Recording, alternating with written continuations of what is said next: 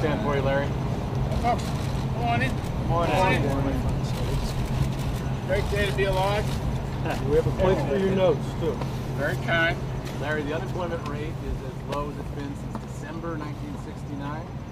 Where were you in December 1969? Wow. Well, I was finishing college. I don't know. Yeah, I was finishing college, probably looking for a job someplace. So is this full employment? Is this as good as it gets, or can the unemployment rate go lower? Well, I think it's a tricky question because I don't think we know, and I think, you know, as Jay Powell said, these models are really not as functional and reliable. My own view is yes. I don't know the exact number, Eamon, but I've seen estimates between, I don't know, 6 and 15 million people that could come back into the workforce with higher wages or workfare. We're humming. I mean, we're just humming, and this, what should happen is happening right now. The economy is really running good steam, full steam ahead. What's your advice to companies that are looking to hire right now and struggling to do it? You talked about, Ivanka Trump has been talking about the idea of bringing people in who've been incarcerated back into the workforce and all those things. Do companies need to start exploring those kinds of ideas now? I'm all for it. I think Ivanka's project is absolutely terrific. I think companies should pay up. And I don't know if it was a discussion with you, but when I believe it was Amazon went $15 an hour, I thought that was fabulous because they did it, not federal government. They did it, and I think these companies are going to do a lot more of that. I think, Eamon, you'll see a pretty nice move now. We've started it on, you know, wages. We're talking principally blue-collar type wages or non-supervisory wages. I'll just read you a stat that's very important. The average hourly earnings number in today's report for the 12 months is 2.8%. Great. But you got to add in hours worked, right? That's old Kudlow paradigm. And hours worked 12-month change 2.6. So do the math. I don't mean to get too deep. That's 5.4% income proxy for blue-collar workers. And take off a 2% inflation rate, you're plus 3.4, call it 3.5%. That's an inducement. Plus you got some lower tax rates.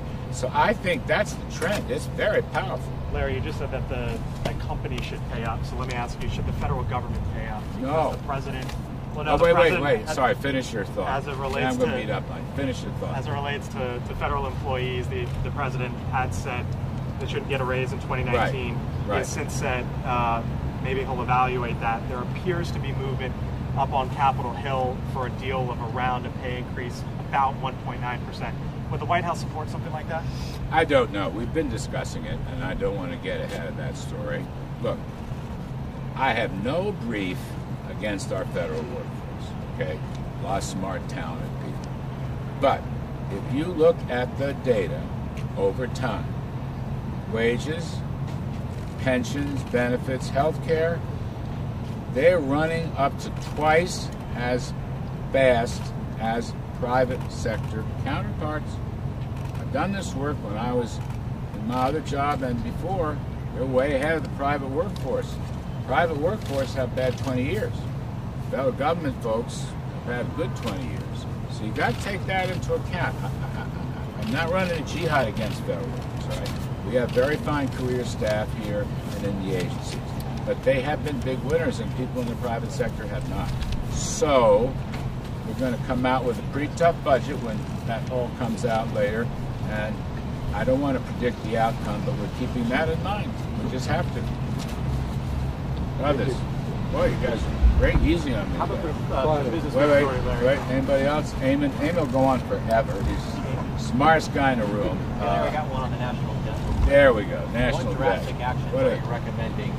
What a bad subject, sorry.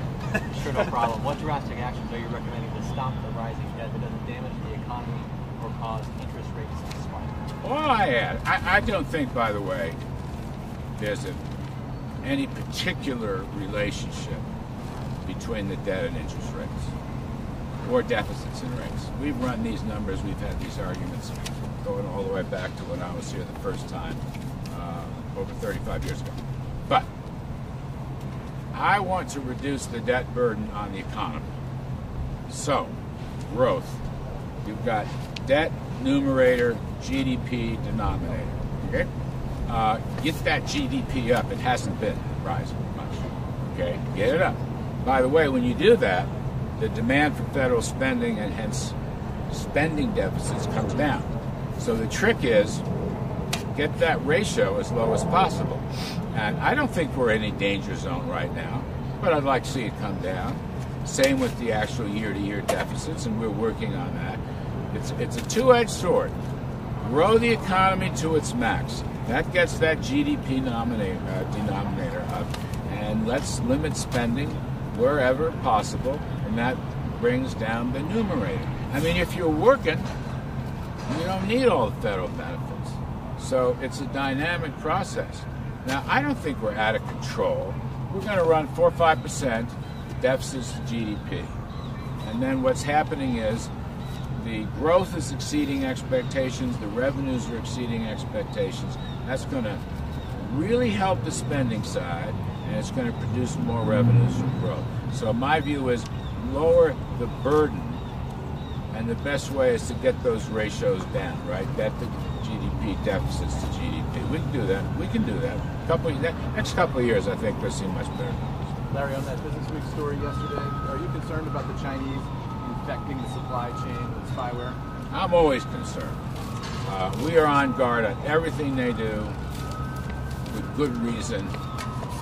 Some of the companies denied the story. I don't know who's right and who's wrong. Maybe we'll get some clarification today. But it wouldn't surprise me. It wouldn't surprise me. This is part of their whole, whatever. What are they do? Planting chips? They're into cyber hacking and a million other ways of stealing our technology. That's why we've had to tighten up on the investment side. So I don't know how it turns out. It wouldn't surprise me at all. They have to be watched like a hawk. And that is why the president has kept a steady, tough drumbeat on China. They must change. They must change.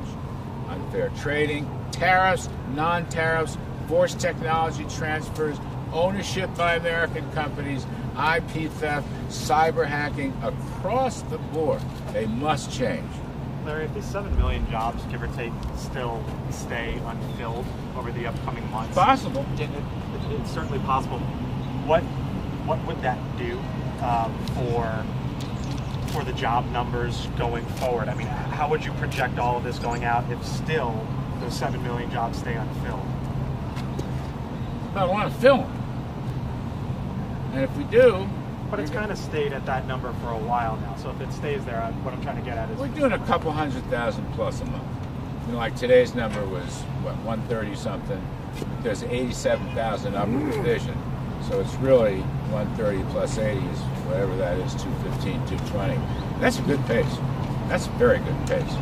And I think we can maintain that pace. I mean, you have a lot of incentives to come back to work. Better than federal assistance. After tax, benefits, pensions, whatever, wage rates are rising.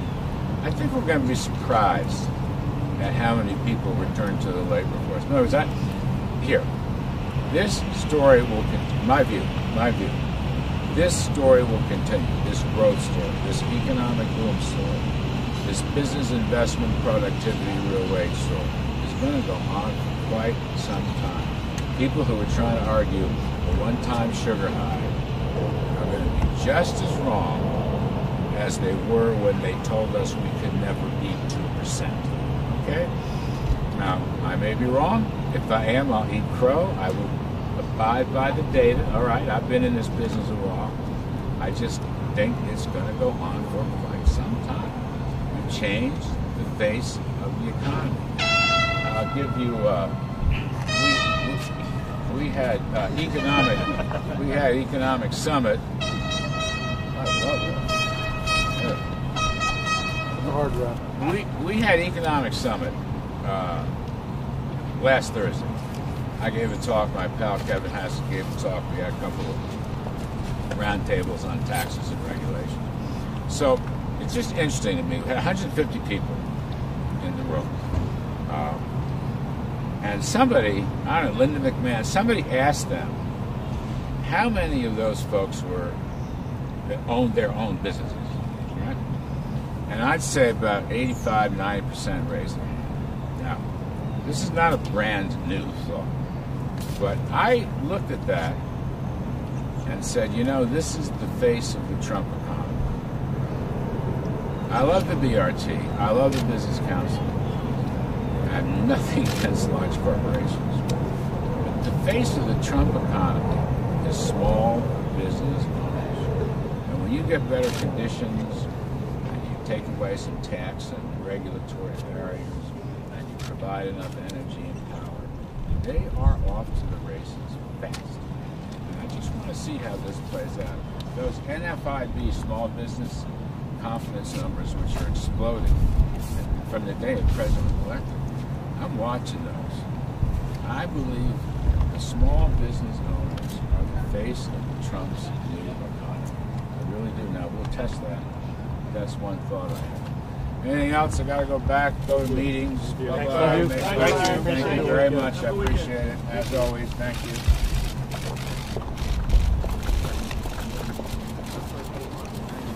Appreciate it. Have a great day.